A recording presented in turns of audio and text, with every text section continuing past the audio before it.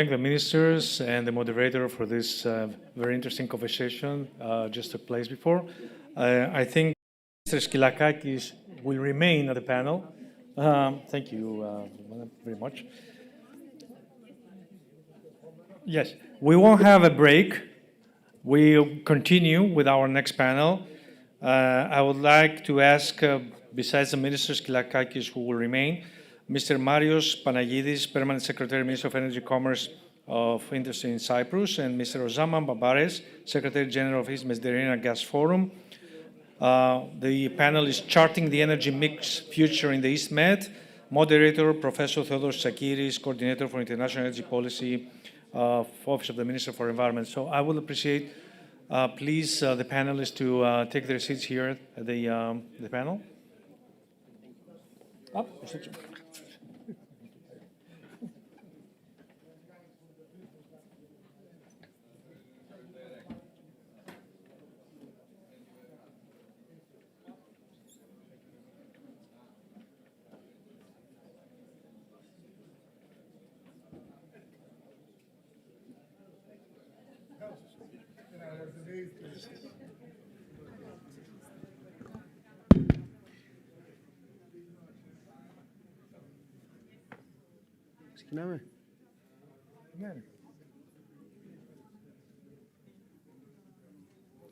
Good afternoon, ladies and gentlemen, Your Excellencies, Director General, Ambassadors.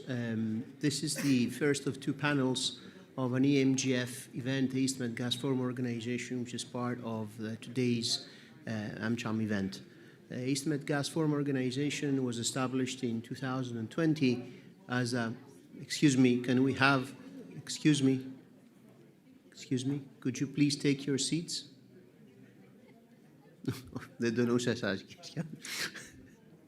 Excuse me, okay. It's established in 2020 as a gas forum organization with the purpose of trying to find optimization of how to monetize the region's reserves and benefit not only from a financial point of view, all members, but also from a geopolitical point of view, to go back to the theme of prosperity via energy and cooperation that was dominating the previous panel. Back at the time, many people, especially in Europe, who were single-minded on accelerating the energy transition, were wondering what would be the role. Why should you have an East Med Gas, especially organization? After the Russian-Ukrainian war, those who had a more long-term perspective other than a 4-year term or a yearly understanding of the news or developments understood how significant the role of gas is as a bridge for the energy transition and what its overall importance. But of course, the energy transition is here, the climate crisis is here, the need of the industry to try to find a balance of how to continue to adapt to the realities of climate change and offer a reliable and resilient solution to energy systems that are tested by the effects of climate change, particularly in our region every year, remains. So part of the discussion in this panel would be focusing on not only what's the importance of the region for European energy security as it stands today in the immediate framework, but also in the medium to long-term framework. How could it possibly maybe itself perform in this regard? Well, let's start with Minister Skylakakis, who's also the representative of the hosting country of the Greek presidency. Your Excellency, the East Med region has always played a key role in energy security of Europe as a major transit area and more recently as an exporter of natural gas. Do you see this role continuing in the future, and how can the region help the EU meet its REPowerEU objectives, and in particular the elimination of Russian energy imports? Well, our dependence on Russian gas was something that had a lot to do with the ability to have access to the global markets. We now, in Greece at least, have the ability to access the global markets for more than 100% of our gas needs, that now that Alexandroupolis and Evithoussa are both present. And we are also exploring the possibility to have our own gas reserves, which is something, of course, that is not easy to predict because these investments are very unpredictable till a certain moment in time. In general, we have played a positive role in all the efforts for energy security that have emerged after the Russian invasion in Ukraine, and we will continue to do so. And part of this is through the gas sector, and part of this is through renewable electricity resources. We have always to remember that for the investments in gas to be long-term, and thus, especially in the gas infrastructure, and thus be able to be financed, we need to be ready to transport not only gas molecules, but also green molecules through this infrastructure. And it will be a major mistake for the security of the region and for Europe in general, for energy security, if we try to build two parallel networks, one for gas that is a transit energy source, and one for green molecules. We have to merge these two for the effort to be financially viable. This is a very, very crucial discussion, and it has to be let's say, sanitized from ideology. Sometimes those that are promoting the green transition are getting carried away by ideology, while this is too serious an issue to be discussed only in ideological terms. It must be discussed first and foremost through practical terms. What is realistic, what societies can pay for, and how we get the job done. As Mao Zedong said, white cat, black cat, I don't mind as long as it catches the mice. Thank you. Okay, a very good argument for the repurposing of gas infrastructure in next European Council. Mr. Panagidis, it's probably the same question. The Russian-Ukrainian war has re-energized, refocused the European Union on the importance of gas. Is it something that just happened for a few years, or do you see it as a more long-term parameter or trend?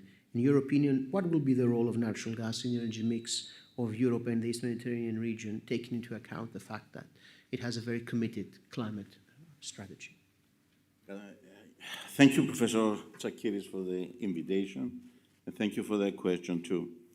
Europe is reshaping its energy strategy to secure supply and affordability in light of geopolitical changes, as you said, the war in Ukraine and the current situation in the Middle East.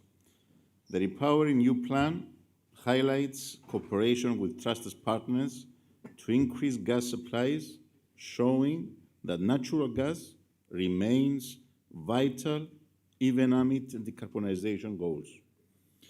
While COP28 pushes for reducing fossil fuels, natural gas, with its lower carbon footprint, is more complex to phase out compared to coal and oil. Natural gas accounts for 20% of global energy use, powering electricity, industry, and heating, making it integral to the economy. In our opinion, there are 6 ways natural gas can drive decarbonization. First, replacing coal, which is responsible for 43% of global energy-related emissions. Second, acting as a flexible backup for renewables like wind and solar. Third, supporting the production of cleaner alternatives such as ammonia and methanol.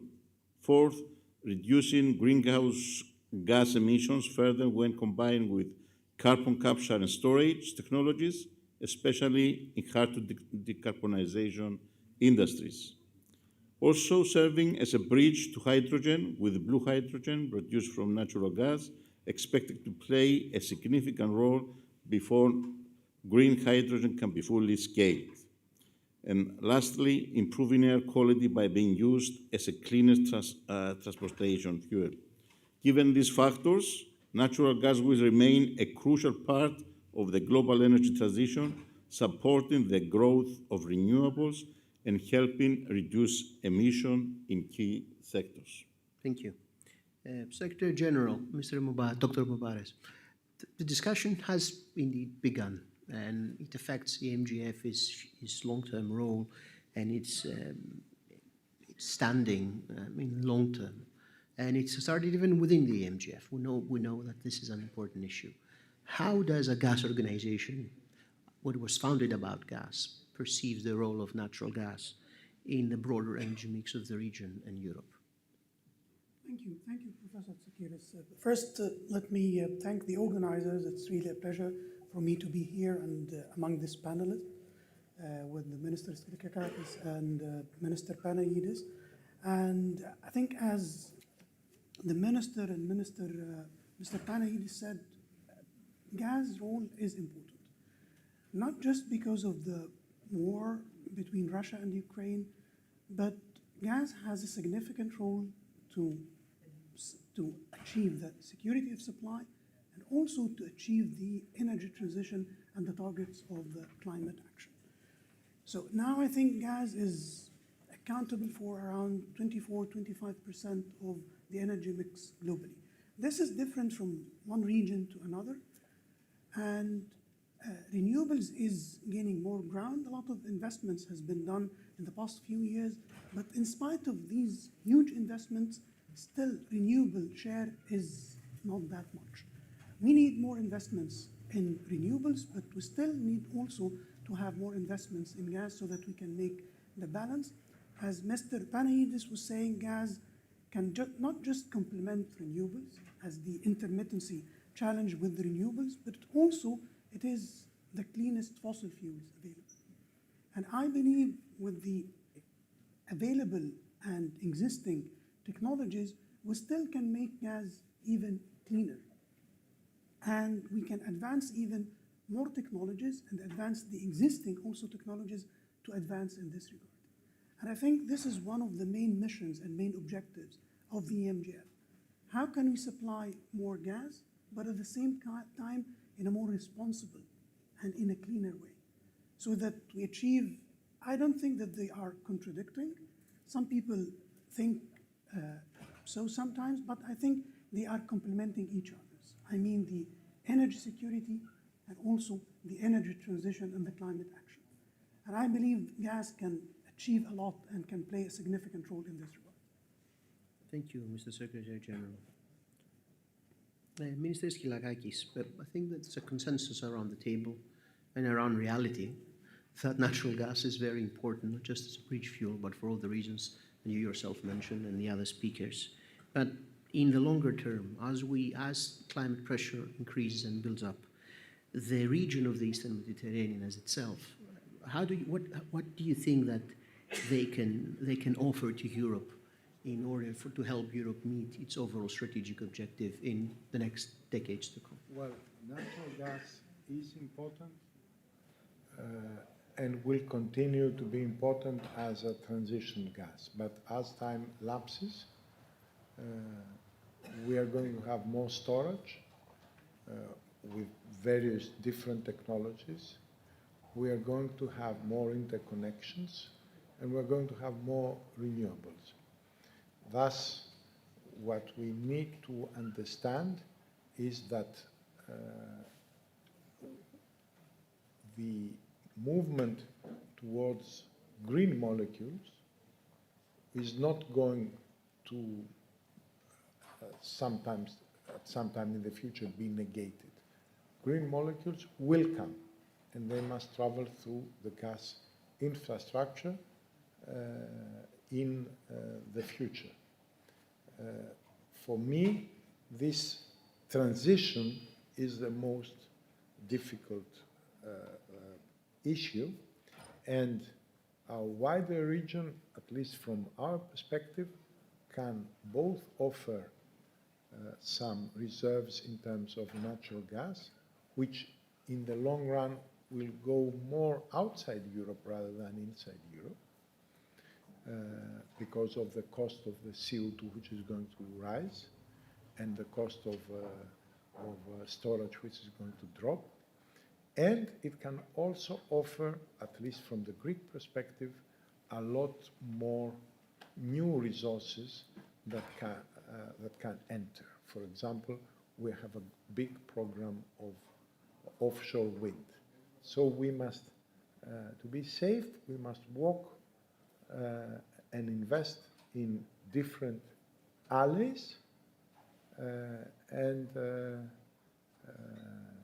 be able to respond to an always changing in these few years past geopolitical situation, which I can assure you will be totally different in 5 years from now from what it is today. Thus, I have said also in a previous panel, when we look into investments, when people tell me the word strategic, I get goosebumps. I prefer to have investments that are financially viable, environmentally sustainable, and economically make sense and are win-win investments. Then I can hear the word strategic. Thank you. Again, Mr. Panagiottis, Cyprus has significant reserves of natural gas, and the region itself is really playing this role.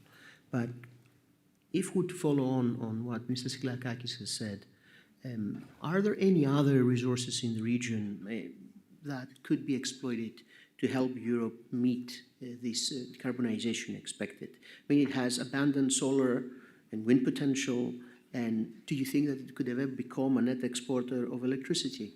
And within this, as part of your answer, what do you think would be the role of Cyprus in this regard? The Eastern Mediterranean region is highly vulnerable to climate change, but also rich in renewable energy, as you said, the resources, particularly solar and wind. Regional cooperation is essential to harness these resources and develop a unified strategy. Transforming the region into a green energy hub requires significant investment in renewable energy infrastructure, including transmission and storage. It would also generate economic growth and job opportunities.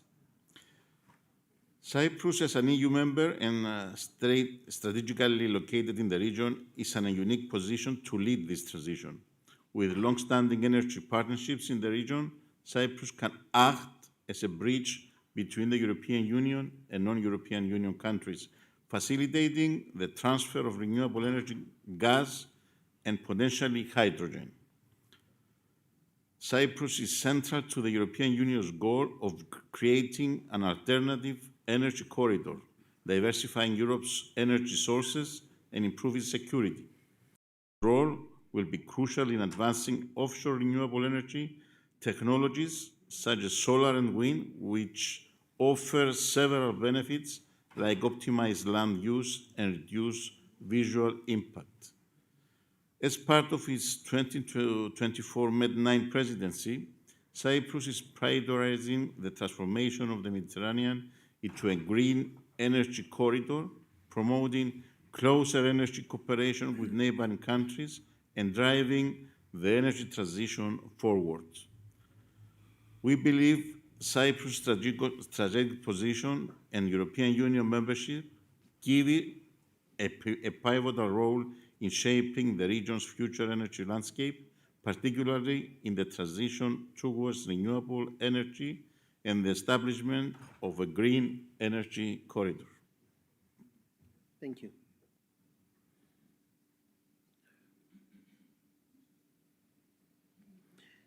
Your Excellency, Mr. Secretary General, what does the role policy generally plays in regulation in guiding the region's shift towards a more balanced and sustainable energy mix? And how do you think that it can be optimized for better outcomes? Yeah, thank you for this question. So, the EMGF has been working on a decarbonization strategy for the region. And we launched this decarbonization first in COP27, and also we launched the second phase in COP28. And I think we tried in this initiative to identify what are the roles of the EMGF. And we found 5 main roles. The first role is harmonization of policies and regulations. And this stresses the importance of policies and regulations. Your question about how can this support not just decarbonization, but also the balance within the energy mix. And since then, we have been trying to work closely with our member countries, with the GIAC members and the operators in the region. How can we develop a more coordinated policies within the region? Because I believe policies are important because most of the projects that we're talking about are not isolated in one country. Most of them are cross-border projects, whether they are development of the resources or the decarbonization projects. And early this year, we finalized a framework for harmonized policies and regulations, including the different elements that are required, again, not just for the development of the resources, but also for the decarbonization, including the MMRV, the measurement and monitoring, and also things like the methane emissions abatement and others, which I believe quite important to attract investments into these projects, to accelerate the pace of the projects and their implementation. Thank you. Let's go in a reverse line this time. Again, Secretary General, you mentioned about the decarbonization strategy of the EMGF, which is very specific, very technical in one specific aspect. Although it could be important because it could substantiate and also provide proof of abatement when you talk about gas exports. But more generally, as it was mentioned by both Mr. Permanent Secretary and Minister Skylakakis, the region's future in the long term lies in its ability to tap into resources that will go beyond hydrocarbons. Do you think that there's a role for EMGF in this vision, and how do you think, again, that a gas organization could be able to adapt to that necessity? Thank you. I believe that the short answer is yes. And maybe to elaborate a little bit more in this regard is one of our objectives at the EMGF is how can we establish more collaboration among the different stakeholders in the region, and how can we develop the resources in the region to the benefit of the people. To some extent, we have been successful in doing so in gas, and I believe EMGF has created a model, a successful model, at least this is what I believe, for collaboration in this regard. And I believe we can replicate this also in other areas of energy, like connectivities, like the projects that has been discussed over the previous sessions in the morning. And also I think one interesting element beyond gas is hydrogen, as well as carbon, CCS, carbon capture and storage. All of these things, I think the EMGF can play a significant role in their development and creating a successful collaboration model among the different stakeholders, so that we can first work in more diversification of the energy mix, more balanced energy mix, and at the same time as well, decarbonization and the energy transition. Thank you. Mr. Vanayidis, the same question. You described a vision as a future gas exporter and founding member of EMGF. How do you think that the organization could develop? Okay, I have to defend my position. I believe that nobody's attacking you. I believe that EMGF is a foundation that needs to go forward. And moving forward means that we must deal not only with natural gas, but we have to deal with green energy too, as Minister Skylakakis said. So It's a challenge for Osama, the permanent secretary of EMGF. It's a challenge to move forward this organization from natural gas, is here and is going to be here for a long time, to a greener energy that we have in our mixture, in our energy mixture, most of the founding countries. So Osama, the ball is in your field. No surprise here, Mr. Skylakakis, the same question. I will give the same answer. The ball is in Mr. Some of the ball is Mubarak. in your field. Okay. All right. Well, have a lot of balls in your field right now, Your Excellency. I hope you've been a very good referee so far, going back to the initial negotiations for establishing the organization where we participated back in 2020. I think we have some time for a final comment or a concluding remark. Your Excellency, is there anything else that you'd like to add, Your Excellencies? No, I'm okay. Right. Well, thank you very much. This concludes our panel. Before there's a change in panel, I'd like to ask for a group family photo of the EMGF. I'd like to ask Mr. Secretary General, Mr. Evaliotis, and Mrs. Janet Salom, if you'd like to join us, and also Deputy Minister Zdoukou, if she's here.